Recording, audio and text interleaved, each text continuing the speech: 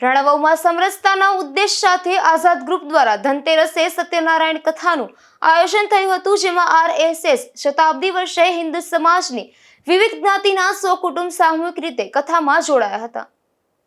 સંઘ શતાબ્દી વર્ષમાં ધનતેરસના પવિત્ર દિવસે રાણાવાવના સ્વયંસેવકો દ્વારા સામાજિક સમરસતાના વિષયને લઈને શ્રી સત્યનારાયણ ભગવાનની સમૂહ કથાનું આયોજન કરાયું હતું, જેમાં હિન્દુ સમાજની અલગ અલગ 20 થી વધુ જ્ઞાતિમાંથી 100 પરિવાર દ્વારા એક સાથે પૂજા કરવામાં આવી હતી।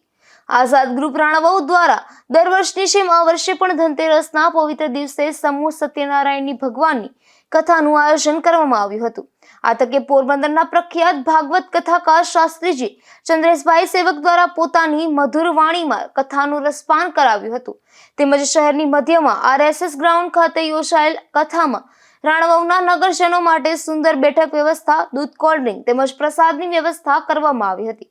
આ કાર્યક્રમમાં જ્ઞાતિના આગેવાનો તથા સામાજિક રાજકીય અગ્રણીઓ તથા નગરજનો મોટી સંખ્યામાં જોડાયા હતા। રાષ્ટ્રીય સ્વયંસેવક સંઘના પોરબંદર જિલ્લા કાર્યવાહ રામભાઈ ઓડેદરાએ સંઘ દ્વારા સમાજ પરિવર્તન માટેના 5 મુદ્દાઓ જેમ કે કુટુંબ પ્રબોધન, સામાજિક સમરસતા, પર્યાવરણ, નાગરિક કર્તવ્ય અને સ્વદેશ સ્વજાગરણ મળીને તમામ લોકોને આ 5 વિષયો આચરણમાં લઈ આવવા માટેનું આહવાન કર્યું હતું। આરએસએસ ગ્રાઉન્ડ ખાતે આ કથાના આયોજન માટે પોરબંદરમાં આયોજનમાં સહભાગી સૌને આભાર વ્યક્ત કરવામાં આવ્યો હતો। રાજુ કારાવદ્રા, ગુજરાત ન્યૂઝ, રાણાવાવ।